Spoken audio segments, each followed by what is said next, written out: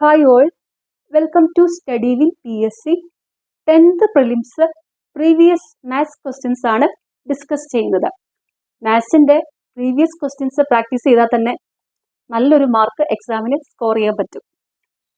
First question, താഴെ തന്നിരിക്കുന്നവയിൽ 12 കൊണ്ട് നിശേഷം ഹരിക്കാവുന്ന സംഖ്യ ഏത്? സൊല്യൂഷൻ 12 എന്ന് വെച്ചാൽ 4 × 3 6 × 2 4 3 6 2 ഇങ്ങനെ രണ്ട് കോമ്പിനേഷനിലാണ് 12 വരുന്നത്. ഇതിൽ കോ പ്രൈം ആയിട്ട് വരുന്ന നമ്പേഴ്സ് എന്ന് നോക്കുക. കോ പ്രൈം നമ്പേഴ്സ് എന്ന് വെച്ചാൽ തന്നിരിക്കുന്ന സംഖ്യകളുടെ ഉസാഖ 1 ആയിരിക്കും. അപ്പൊ ഇവിടെ 4ന്റെയും 3ന്റെയും ഉസാഖ 1 ആണ്. അപ്പൊ ഇവിടുത്തെ കോ പ്രൈം ആയിട്ടുള്ള സെറ്റ് ഏതാ? 4 3 ആണ്. അപ്പൊ ഈ 4 കൊണ്ടും 3 കൊണ്ടും നിശേഷം ഹരിക്കാൻ പറ്റുന്ന സംഖ്യകളെ 12 കൊണ്ടും നിശേഷം ഹരിക്കാൻ പറ്റും. അപ്പൊ 4 കൊണ്ടും 3 കൊണ്ടും ഹരിക്കാൻ പറ്റുന്ന സംഖ്യകൾ ഏതാണ്? ഈ ഓപ്ഷനിൽ നോക്കിയെടുത്താൽ മതി. അപ്പൊ ഇവിടെ ഒരു സംഖ്യയെ 4 കൊണ്ട് നിശേഷം ഹരിക്കണമെങ്കിൽ തന്നിരിക്കുന്ന സംഖ്യയിലെ അവസാനത്തെ 2 അക്കങ്ങൾ 0മോ 4ന്റെ ഗുണിതമോ ആയിരിക്കണം. ഒരു സംഖ്യയെ 3 കൊണ്ട് നിശേഷം ഹരിക്കാൻ പറ്റണമെങ്കിൽ തന്നിരിക്കുന്ന സംഖ്യയിലെ അക്കങ്ങളുടെ തുക 3ഓ 3ന്റെ ഗുണിതമോ ആയിരിക്കണം. അപ്പൊ ഇവിടെ ഓപ്ഷൻ എ ബി സി ഈ സംഖ്യകളിലെ എല്ലാം അവസാനത്തെ 2 അക്കങ്ങൾ 0 ആണ്. അപ്പൊ ഇത് ഓപ്ഷൻ എയും ബിയും സിയും 4 കൊണ്ട് നിശേഷം ഹരിക്കാൻ പറ്റുന്ന സംഖ്യകളാണ്. ഓപ്ഷൻ ഡിയിൽ അവസാനത്തെ 2 അക്കം 65 65നെ 4 കൊണ്ട് നിശേഷം ഹരിക്കാൻ പറ്റത്തില്ല. അപ്പൊ എന്തായാലും ഓപ്ഷൻ ഡി അല്ലെന്ന് മനസ്സിലായി. ഇനി 3 കൊണ്ട് നിശേഷം ഹരിക്കാൻ പറ്റുന്ന സംഖ്യ ഇതിലേതെന്ന് കൂടി നോക്കിയാൽ മതി. അതായിരിക്കും 12 കൊണ്ട് ഹരിക്കാൻ പറ്റുന്ന സംഖ്യ. ഓക്കെ, അപ്പൊ ഇവിടെ ഓപ്ഷൻ എയിലാണെങ്കിൽ അക്കങ്ങളുടെ തുക നോക്കാം.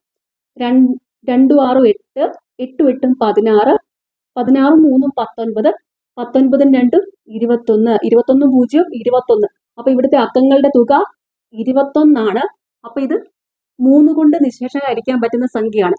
അപ്പം ഓപ്ഷൻ എ 3 കൊണ്ടും 4 കൊണ്ടും നിശേഷം ഹരിക്കാൻ പറ്റുന്ന സംഖ്യയാണ്. അതുകൊണ്ട് 12 കൊണ്ടും നിശേഷം ഹരിക്കാൻ പറ്റുന്ന സംഖ്യയാണ് ഓപ്ഷൻ എ. ഇനി ബിയും സിയും ചെക്ക് ചെയ്യേണ്ട ആവശ്യമില്ല. അപ്പൊ ഇവിടെ ആൻസർ ഓപ്ഷൻ എ ആണ്. ബിയിലെ ആണെങ്കിൽ അക്കങ്ങളുടെ തുകയും നോക്കാം.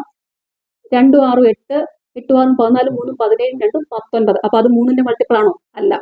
അടുത്തത് ഓപ്ഷൻ സിയിലാണെങ്കിൽ 2 6 8 8 8 16 16 4 20 22 22 3ന്റെ മൾട്ടിപ്പിൾ ആണോ? അല്ല. അപ്പൊ ഓപ്ഷൻ സിയും അല്ല. ആൻസർ ഇവിടെ ഓപ്ഷൻ എ. അടുത്ത ക്വസ്റ്റ്യൻ, വില കാണുക. 23.08 plus 8.009 plus 1/2 1/2 is equal to 0.5 ആണ്. അപ്പൊ ഇതെല്ലാം കൂടെ തമ്മിൽ ആഡ് ചെയ്യുക. 23.08 plus 8.009 plus 0.5 9 8 5 23 8 31 31.589. Answer option C. അടുത്ത ക്വസ്റ്റ്യൻ, 1.004 മൈനസ് 0.0542.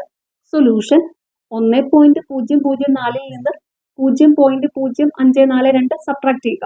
അപ്പൊ ഇത് 1.004 മൈനസ് 0.0542. അപ്പൊ ഇത് 10 മൈനസ് 2 8. ആ 1 ഇവിടെ കൂട്ടി 4 1 5.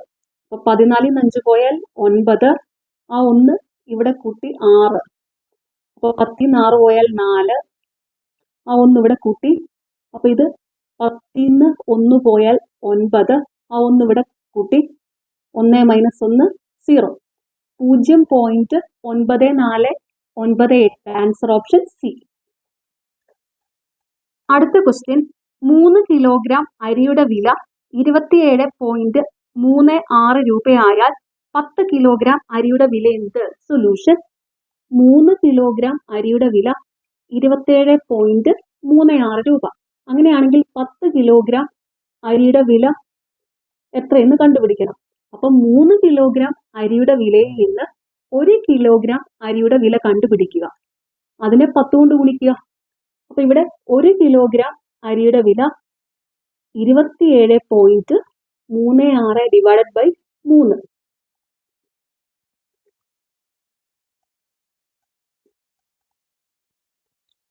9.12 രൂപ 1 കിലോഗ്രാം അരിയുടെ വില. 1 കിലോഗ്രാം അരിയുടെ വില 9.12 രൂപയാണെങ്കിൽ 10 കിലോഗ്രാം അരിയുടെ വില 9.12 ഇൻറ്റു 10 91.2 രൂപ. Answer option D. അടുത്ത ക്വസ്റ്റ്യൻ, ചുവടെ കൊടുത്തിട്ടുള്ളവയിൽ ഏറ്റവും വലിയ ഭിന്നസംഖ്യ ഏത്? സൊല്യൂഷൻ. ഇങ്ങനൊരു ക്വസ്റ്റ്യൻ കിട്ടിയാൽ ആദ്യം ന്യൂമറേറ്ററും ഡിനോമിനേറ്ററും തമ്മിലുള്ള ഡിഫറൻസ് സെയിം ആണോ നോക്കുക. അത് സെയിം ആണെങ്കിൽ ട്രിക്ക് ഉണ്ട്. അപ്പൊ ഇവിടെ 36/41, 41 മൈനസ് 36 5 ഇവിടെ 77/82, 82 മൈനസ് 77 5 7/8, 8 മൈനസ് 7 1 18/19, 19 മൈനസ് 18 1 അപ്പൊ ഇവിടെ ന്യൂമറേറ്ററും ഡിനോമിനേറ്ററും തമ്മിലുള്ള വ്യത്യാസം എയിലും ബിയിലും സെയിം 5 സിയിലും ഡിയിലും സെയിം 1 അപ്പം ന്യൂമറേറ്ററും ഡിനോമിനേറ്ററും തമ്മിലുള്ള വ്യത്യാസം സെയിം ആണെങ്കിൽ അത് കണ്ടുപിടിക്കാനുള്ള ട്രിക്കാണ് ന്യൂമറേറ്റർ ലെസ് ദാൻ ഡിനോമിനേറ്റർ. അതായത് ന്യൂമറേറ്റർ ലെസ് ദാൻ ഡിനോമിനേറ്റർ എന്ന് വെച്ചാൽ അതൊരു സാധാരണ ഭിന്നസംഖ്യ ആയിരിക്കും. അപ്പൊ അതിൽ വലുതേത് ചെറുതേതെന്ന് കണ്ടുപിടിക്കാനായിട്ടുള്ള ട്രിക്കാണ്. സാധാരണ ഭിന്നമാണെങ്കിൽ ഡിഫറൻസ് സെയിം ആണെങ്കിൽ തന്നിരിക്കുന്ന ഭിന്നസംഖ്യയിലെ ചെറിയ ഛേദമുള്ളത് ചെറിയ ഭിന്നസംഖ്യ ആയിരിക്കും, വലിയ ഛേദമുള്ളത് വലിയ ഭിന്നസംഖ്യ ആയിരിക്കും. ഇനി ന്യൂമറേറ്റർ ഗ്രേറ്റർ ദാൻ ഡിനോമിനേറ്റർ, അതായത് വിഷമ ഭിന്നം ആണെങ്കിൽ ന്യൂമറേറ്ററും ഡിനോമിനേറ്ററും തമ്മിലുള്ള ഡിഫറൻസും സെയിം ആണെങ്കിൽ ചെറിയ ഛേദമുള്ളത് വലിയ ഭിന്നസംഖ്യ ആയിരിക്കും, വലിയ ഛേദമുള്ളത് ചെറിയ ഭിന്നസംഖ്യ ആയിരിക്കും. അപ്പൊ ഇവിടെ ന്യൂമറേറ്ററും ഡിനോമിനേറ്ററും തമ്മിലുള്ള വ്യത്യാസവും സെയിം ആണ്. ന്യൂമറേറ്റർ ലെസ് ദാൻ ഡിനോമിനേറ്റർ ആണ്. 36 ലെസ് ദാൻ 41, 77 ലെസ് ദാൻ 82. അപ്പൊ ഇതൊരു സാധാരണ ഭിന്നമാണ്. അപ്പൊ ഇവിടെ ചെറിയ ഛേദമുള്ളത് ചെറിയ ഭിന്നസംഖ്യ ആയിരിക്കും, വലിയ ഛേദമുള്ളത് വലിയ ഭിന്നസംഖ്യ ആയിരിക്കും. അപ്പൊ ഈ ഓപ്ഷൻ എയിലും ബിയിലും നോക്കിയാൽ ഓപ്ഷൻ ബി 77/82 വലിയ ഭിന്നസംഖ്യ. അടുത്തത് ഓപ്ഷൻ സിയും ഡിയും. ഇവിടെ ന്യൂമറേറ്ററും ഡിനോമിനേറ്ററും തമ്മിലുള്ള വ്യത്യാസം സെയിം ആണ് ഇതിൽ രണ്ടിലും. ഇതും numerator less than denominator 7 less than 8, 18 less than 19. അപ്പൊ ഇത് സാധാരണ ഭിന്നസംഖ്യകളാണ്. അപ്പൊ ഇതിൽ ചെറിയ ഛേദം വരുന്നത് ചെറിയ ഭിന്നസംഖ്യ, വലിയ ഛേദം വരുന്നത് വലിയ ഭിന്നസംഖ്യ ആയിരിക്കും. അപ്പൊ ഇവിടെ വലിയ ഛേദമുള്ളത് വലിയ ഛേദം 19. അപ്പൊ 18/19 ഇവിടുത്തെ വലിയ സംഖ്യ. 18/19. അപ്പൊ 77/82, 18/19 ഉണ്ട്. ഇനി ഇതിൽ രണ്ടില് വലിയ ഭിന്നസംഖ്യ ഏതെന്ന് നോക്കിയാൽ മതി. അപ്പൊ ഇതിന്റെ ഡിഫറൻസ് നോക്കിക്കഴിഞ്ഞാൽ 82 മൈനസ് 77 5 ഇവിടെ 19 മൈനസ് 18 1 ഡിഫറൻസ് സെയിം അല്ല. അപ്പൊ ഇതുപോലെ നോക്കാൻ പറ്റത്തില്ല. പക്ഷെ അപ്പൊ ഒരു കാര്യം ചെയ്യാൻ പറ്റും. ഈ 18നെ 5 കൊണ്ട് ഗുണിക്കുക, 19നെ 5 കൊണ്ട് ഗുണിക്കുക. അതായത് ന്യൂമറേറ്ററിൽ ഏത് സംഖ്യ കൊണ്ട് ഗുണിച്ചാലും ഡിനോമിനേറ്ററിലും അതേ സംഖ്യ കൊണ്ട് മൾട്ടിപ്ലൈ ചെയ്യണം. അപ്പൊ വാല്യൂവിന് വ്യത്യാസം വരത്തില്ല. അപ്പൊ 18 ഇൻറ്റു 5 90, 19 ഇൻറ്റു 5 95. അപ്പൊ ഇത് എങ്ങനെ വരും? 90/95 എന്ന് വരും. 18/19നെ 90/95 എന്ന് എഴുതാം. അപ്പൊ 77/82, 90/95. ഇതിൽ വലുതേതെന്ന് നോക്കിയാൽ മതി. ഇതിന് ഡിഫറൻസ് ഉണ്ടോ? 82 മൈനസ് 77 5, 95 മൈനസ് 90 5. ഇപ്പൊ ഡിഫറൻസ് സെയിം ആയോ? ആയി. ഡിഫറൻസ് സെയിം ആക്കുക. അപ്പൊ ഇതെന്നാ ന്യൂമറേറ്റർ ലെസ് ദാൻ ഡിനോമിനേറ്റർ ആണ്. അപ്പൊ സാധാരണ ഭിന്നസംഖ്യകളാണെങ്കിൽ ചെറിയ ഛേദമുള്ളത് ചെറിയ സംഖ്യ, വലിയ ഛേദമുള്ളത് വലിയ സംഖ്യ ആയിരിക്കും. അപ്പൊ ഇവിടെ വലിയ ഛേദമുള്ളത് 95. അപ്പൊ 95. അപ്പൊ 90/95, അതായത് 18/19 ഇവിടുത്തെ വലിയ ഭിന്നസംഖ്യ. ആൻസർ ഓപ്ഷൻ ഡി ആണ്. അടുത്ത ക്വസ്റ്റ്യൻ, ഒരു നിശ്ചിത തുക എക്കും ബിക്കുമായി 3:27 എന്ന അനുപാതത്തിൽ വിഭജിച്ചാൽ ആകെ തുകയുടെ എത്ര ഭാഗമായിരിക്കും എക്ക് ലഭിക്കുക? എക്കും ബിക്കുമായിട്ട് ഈ തുക വിഭജിച്ചിരിക്കുന്നത് 3:27 എന്ന അനുപാതത്തിലാണ്. അപ്പൊ ഇവിടുത്തെ ടോട്ടൽ എന്ന് പറയുന്നത് ടോട്ടൽ 3 + 27 30 ഭാഗമാണ് ഇവിടെ ആകെ ഉള്ളത്.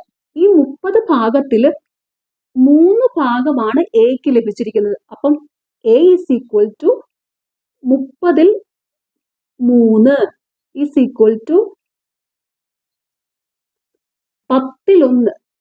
10 ഭാഗമാണ് എക്ക് ലഭിച്ചത്. ആൻസർ ഓപ്ഷൻ എ 10 അടുത്ത ക്വസ്റ്റ്യൻ, 12 സംഖ്യകളുടെ ശരാശരി 20, ഒരു സംഖ്യ കൂടി ചേർത്തപ്പോൾ ശരാശരി 19 എന്ന് കിട്ടി എങ്കിൽ കൂട്ടിച്ചേർത്ത സംഖ്യ ഏത്? സൊല്യൂഷൻ, ആദ്യം സംഖ്യകളുടെ ടോട്ടൽ കണ്ടുപിടിക്കുക, അതിന്റെ ഡിഫറൻസ് ആയിരിക്കും കൂട്ടിച്ചേർത്ത സംഖ്യ. അപ്പൊ ഇവിടെ 12 സംഖ്യകളുടെ ശരാശരി 20 ആണ്. അങ്ങനെയാണെങ്കിൽ 12 സംഖ്യകളുടെ ടോട്ടൽ എന്ന് പറയുന്നത് 12 × 20 240 ആയിരിക്കും. അതായത് average = total divided by number of quantities. അപ്പൊ ടോട്ടൽ = ആവറേജ് × നമ്പർ. അപ്പൊ ഇത് ആവറേജ്, ഇത് നമ്പർ. അപ്പം ആവറേജ് × നമ്പർ ആണ് 12 × 20 240 എന്ന് വന്നിരിക്കുന്നത്. ഒരു സംഖ്യ കൂടി ചേർത്തപ്പോൾ ശരാശരി 19 എന്ന് കിട്ടി. അപ്പൊ ഇവിടെ 12 + 1 13 സംഖ്യകളായി. 13 സംഖ്യകളുടെ ശരാശരി 19 ആണ്. അപ്പൊ 13 സംഖ്യകളുടെ ടോട്ടൽ = 13 × 19 = 19 × 13. 9 3 27 ശിഷ്ടം 2 3 + 9 12 12 2 14 ശിഷ്ടം 1 1 1 1 2 247. അപ്പൊ ഇവിടെ ടോട്ടലിന്റെ ഡിഫറൻസ് എടുക്കുക, അതായിരിക്കും കൂട്ടിച്ചേർത്ത സംഖ്യ. അപ്പൊ 247 - 240 = 7. Answer option C. അടുത്ത ക്വസ്റ്റ്യൻ, ഒരു കച്ചവടക്കാരൻ ഒരു ക്ലോക്കിന് 20% ഡിസ്കൗണ്ട് അനുവദിച്ച ശേഷം വീണ്ടും 10% ഡിസ്കൗണ്ട് കൂടി അനുവദിച്ചു. ഈ ക്ലോക്ക് 108 രൂപയ്ക്ക് വിറ്റാൽ അതിന്റെ പരസ്യവില എത്ര? സൊല്യൂഷൻ, പരസ്യവില എന്ന് വെച്ചാൽ ഒരു സാധനത്തില് ഡിസ്കൗണ്ടിന് ശേഷം മാർക്ക് ചെയ്യുന്ന പ്രൈസ് ആണ് പരസ്യവില. അപ്പൊ പരസ്യവിലേനെ മാർക്കഡ് പ്രൈസ് എന്ന് പറയാം. പരസ്യവില കണ്ടുപിടിക്കാനുള്ള ഫോർമുലയാണ് പരസ്യവില മാർക്കഡ് പ്രൈസ് MP =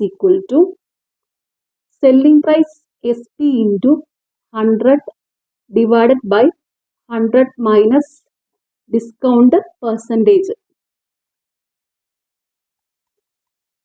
അപ്പം ഇവിടെ സെല്ലിംഗ് പ്രൈസ് വിറ്റ വില 108 രൂപ. ഡിസ്കൗണ്ട് ഇവിടെ 2 ഡിസ്കൗണ്ട് തന്നിട്ടുണ്ട്. ആദ്യം 20% ഡിസ്കൗണ്ട് അനുവദിച്ചു, പിന്നെ വീണ്ടും 10% ഡിസ്കൗണ്ട് കൂടി അനുവദിച്ചു. അപ്പൊ ഇത് ഡിസ്കൗണ്ട് D1 20%, D2 10%. ഇവിടെ 2 ഡിസ്കൗണ്ട് ഉണ്ട്. അപ്പൊ ഈ 2 ഡിസ്കൗണ്ടിനെ സിംഗിൾ ഡിസ്കൗണ്ട് ആക്കിയിട്ട് വേണം ഈ ഫോർമുലയിൽ അപ്ലൈ ചെയ്യാനായിട്ട്. അപ്പൊ ഇവിടെ 2 ഡിസ്കൗണ്ടുകൾ തന്നാൽ അതിനെ സിംഗിൾ ഡിസ്കൗണ്ട് ആക്കാനുള്ള ഫോർമുലയാണ് സിംഗിൾ ഡിസ്കൗണ്ട് D = 2 ഡിസ്കൗണ്ട് എക്സും വൈയും ആയാൽ x + y minus xy by 100 ആയിരിക്കും.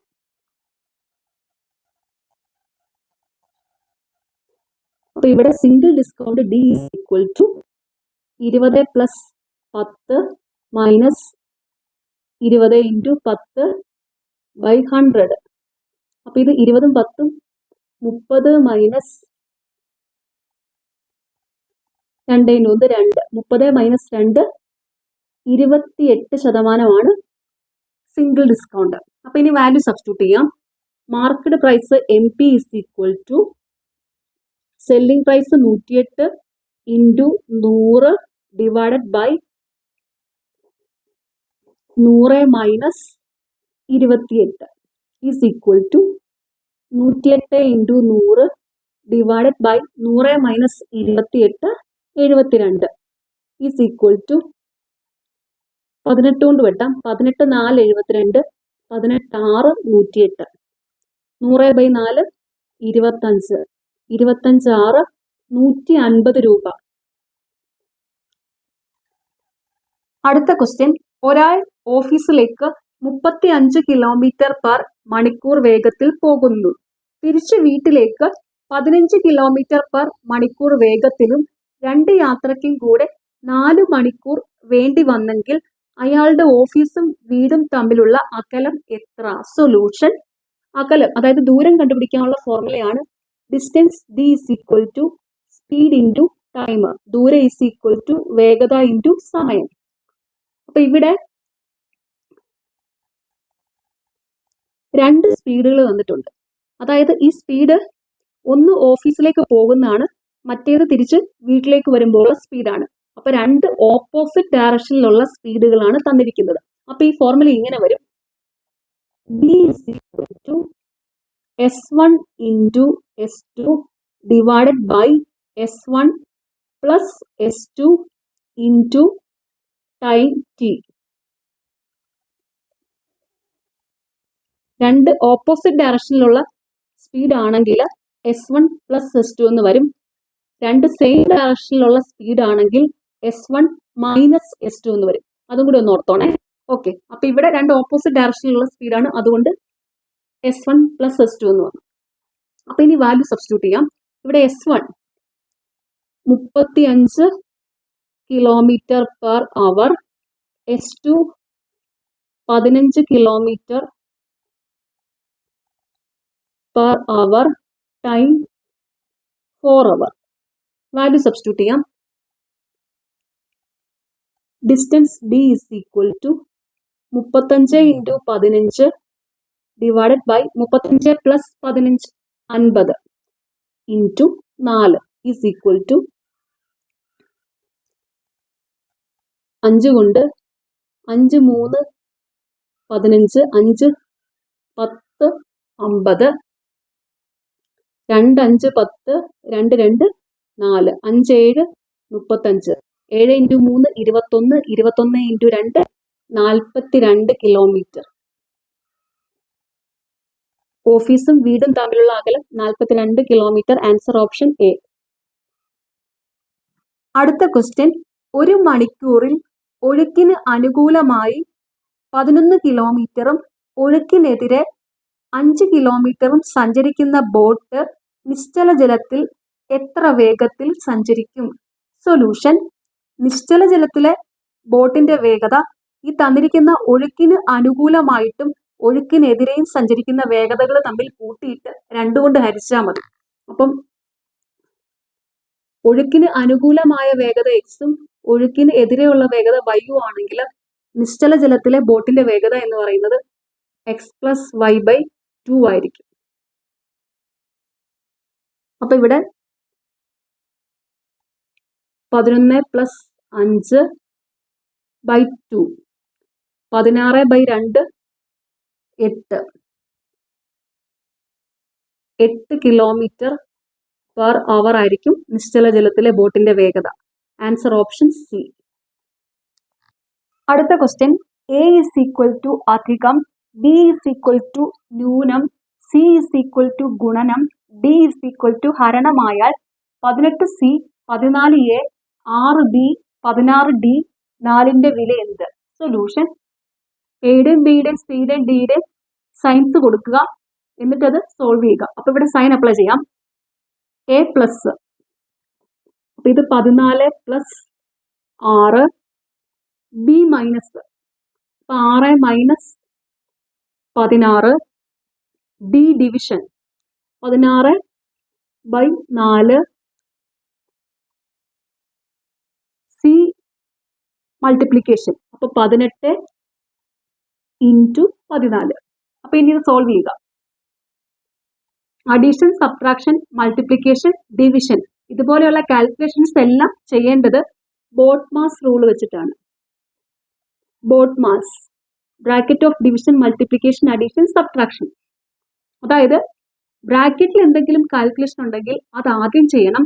കാൽക്കുലേഷൻസ് എല്ലാം ചെയ്യേണ്ടത് ആദ്യം ഡിവിഷൻ ചെയ്യണം, പിന്നെ മൾട്ടിപ്ലിക്കേഷൻ, പിന്നെ അഡീഷൻ, പിന്നെ സബ്ട്രാക്ഷൻ. ഈ ഒരു ഓർഡറിലായിരിക്കണം. അപ്പൊ ഇവിടെ ബ്രാക്കറ്റിലെ കാൽക്കുലേഷൻസ് ഒന്നുമില്ല. അപ്പൊ ഇവിടെ ആദ്യം ചെയ്യേണ്ടത് ഡിവിഷൻ ആണ്. അപ്പൊ ഇത് 16/4 4. ഇനി മൾട്ടിപ്ലിക്കേഷൻ ചെയ്യണം. 18 × 14. 18 × 14. 4 8 32, ശിഷ്ടം 3. 4 1 4 പ്ലസ് 8 1 8. 8 4 12, ശിഷ്ടം 3 15, ശിഷ്ടം 1. 1 × 1 1. 1 പ്ലസ് ശിഷ്ടം 1 2. 252. 18 × 14 252. ഇനി ചെയ്യേണ്ടത് അഡീഷൻ ആണ്. Plus 6 minus 4. അപ്പം 252 പ്ലസ് 6 258 മൈനസ് 4 254 ആണ്. Answer option B. അടുത്ത ക്വസ്റ്റ്യൻ 1 × 2 = 5 2 × 1 = 4 ആയാൽ 3 × 5 എത്ര? സൊല്യൂഷൻ. ഇവിടെ ഇത് എങ്ങനെയാ വന്നിരിക്കുന്നത് നോക്കുക. അപ്പൊ ഇത് 1 × 2 = 5. ഇത് വന്നിരിക്കുന്നത് 1 പ്ലസ് 2 × 2 = 5. അതായത് 1 4 5. അടുത്തത് 2 × 1 = 4. അത് 2 പ്ലസ് 1 × 2 = 4. അതായത് 2 പ്ലസ് 2 4. അതായത് ഇവിടെ ഇൻറ്റു എന്നുള്ളത് പ്ലസ് ആയിട്ട് മാറി. അതുപോലെ ഈ രണ്ടാമത്തെ സംഖ്യേനെ 2 കൊണ്ട് ഗുണിച്ചു. അപ്പൊ ഇവിടെ 3 × 5 ആദ്യത്തെ സംഖ്യ അതുപോലെ എഴുതാം. എന്നിട്ട് ഇൻറ്റു എന്നുള്ളത് പ്ലസ് ആയിട്ട് മാറി. പിന്നെ ഈ രണ്ടാമത്തെ സംഖ്യേനെ 2 കൊണ്ട് ഗുണിച്ചു. 5 × 2 10. അപ്പൊ 3 പ്ലസ് 10 13. 3 × 5 13 ആണ്. ആൻസർ ഓപ്ഷൻ എ ആണ്. ഇതുപോലെയുള്ള ക്വസ്റ്റ്യൻസ് ഒക്കെ കുറെ പ്രാക്ടീസ് ചെയ്യുമ്പോൾ ഇതൊക്കെ തന്നെ മനസ്സിൽ വന്നോളൂ, ഇതിങ്ങനെയൊക്കെയാണെന്ന്. ഓക്കെ. അടുത്ത ക്വസ്റ്റ്യൻ, സംഖ്യാശ്രേണിയിലെ വിട്ടുപോയ സംഖ്യ പൂരിപ്പിക്കുക. 2 3 5 7 11 ഡാഷ്. സൊല്യൂഷൻ. ഈ സീരീസ് എങ്ങനെയാ വന്നിരിക്കുന്നത് നോക്കുക. ഇത് 2 3 5 7 11. അതായത് 2 മുതലുള്ള തുടർച്ചയായ അഭാജ്യസംഖ്യകളാണ് ഈ സീരീസിലുള്ളത്. അപ്പൊ ഇനി 11 കഴിഞ്ഞാൽ അടുത്ത അഭാജ്യസംഖ്യ 13 ആണ്. അപ്പൊ 13 ആണ് ആൻസർ ഓപ്ഷൻ എ. അടുത്ത ക്വസ്റ്റ്യൻ, ഒരു കോഡ് രീതിയിൽ എഡ്യൂക്കേഷനെ OPJU DD VF എന്ന് എഴുതാമെങ്കിൽ കമ്പ്യൂട്ടേഴ്സിനെ എങ്ങനെ എഴുതാം? സൊല്യൂഷൻ. എഡ്യൂക്കേഷൻ എങ്ങനെയാണ് OPJU DD VF ആയത്, അതുപോലെ കമ്പ്യൂട്ടേഴ്സിനെ മാറ്റുക. അപ്പൊ ഇവിടെ നോക്കിയാൽ EF ആണ്, അതുപോലെ DE ആണ്. അപ്പൊ E+1 F, D+1 E, U+1 V, C+1 D, A+1 D, T+1 U, I+1 J, O+1 P, N+1 O. അപ്പൊ ഇത് വന്നിരിക്കുന്നത് ഇവിടെ എഡ്യൂക്കേഷനിലെ ഓരോ അക്ഷരത്തോടും കൂടി ഒന്ന് കൂട്ടി എന്നിട്ട് അതിനെ തിരിച്ചെഴുതിയേക്കുക. അപ്പൊ അതുപോലെ കമ്പ്യൂട്ടേഴ്സിനെ മാറ്റും. ഇവിടെ കമ്പ്യൂട്ടേഴ്സിലെ C+1 D, O+1 P, M+1 N, P+1 Q, U+1 V, T+1 U, E+1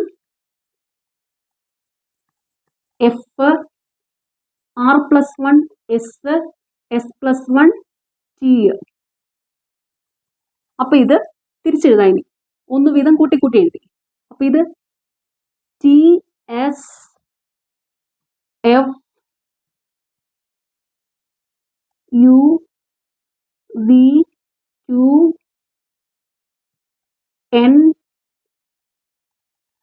P D.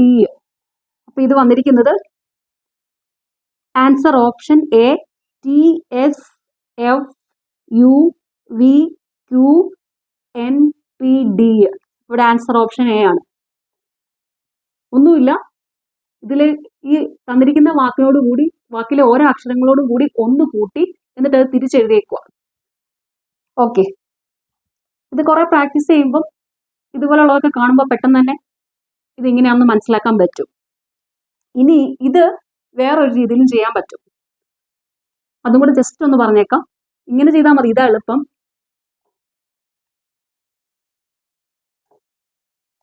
അതായത് ഇവിടെ എന്താ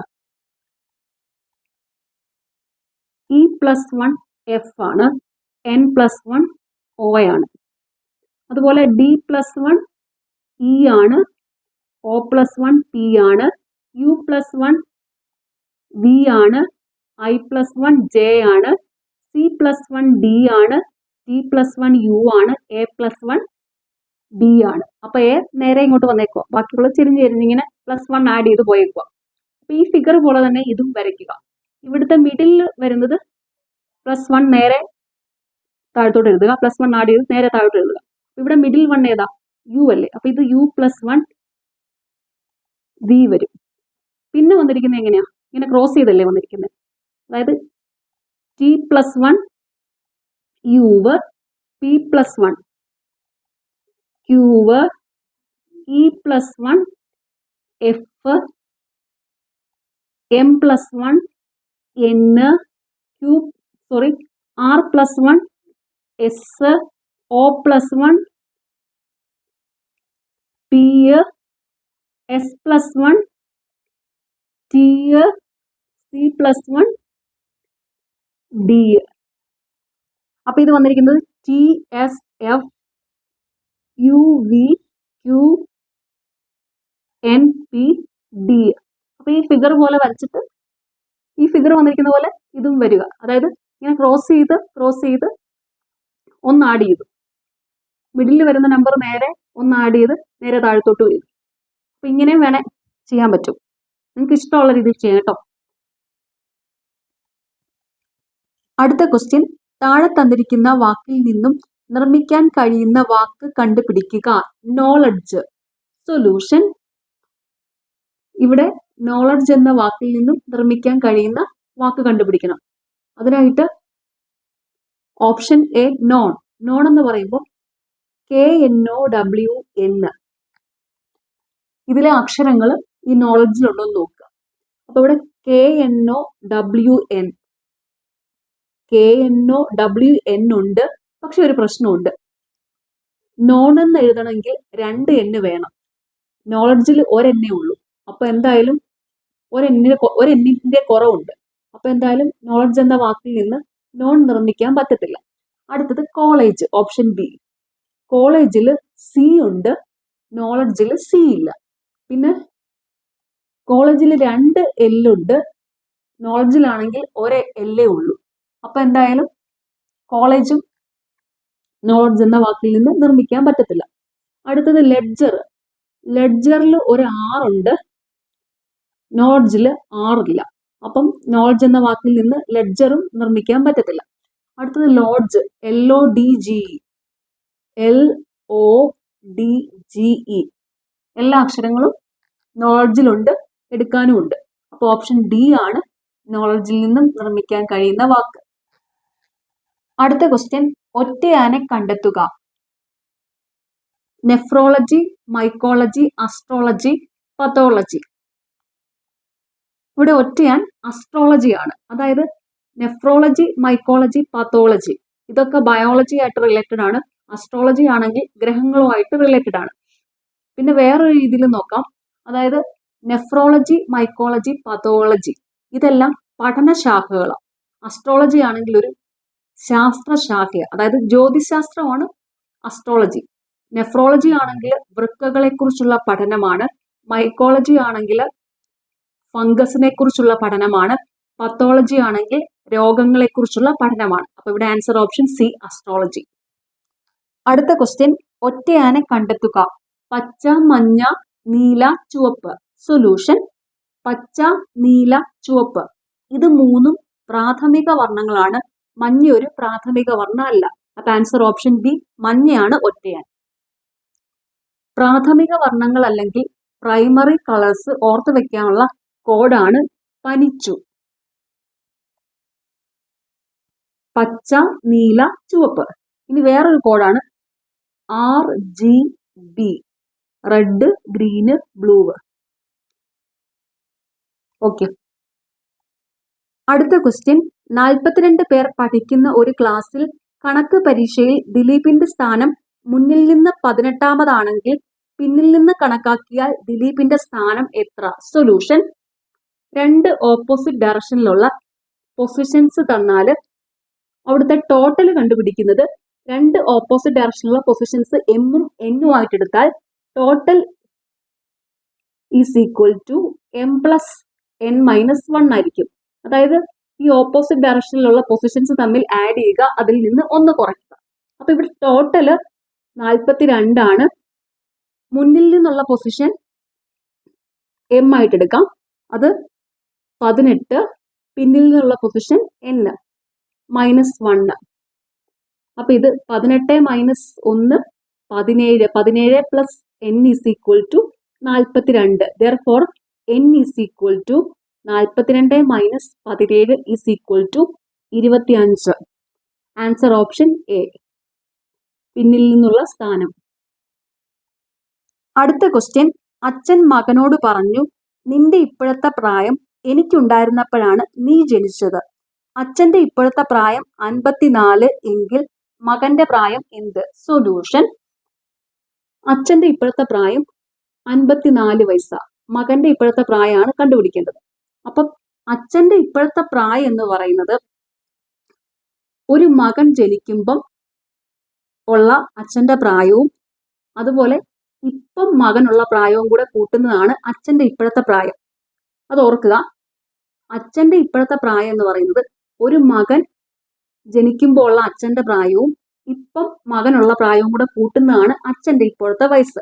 അപ്പൊ ഇവിടെ പറഞ്ഞിരിക്കുന്നത്, അച്ഛൻ മകനോട് പറഞ്ഞു, നിന്റെ ഇപ്പോഴത്തെ പ്രായം എനിക്കുണ്ടായിരുന്നപ്പോഴാണ് നീ ജനിച്ചത്. അപ്പം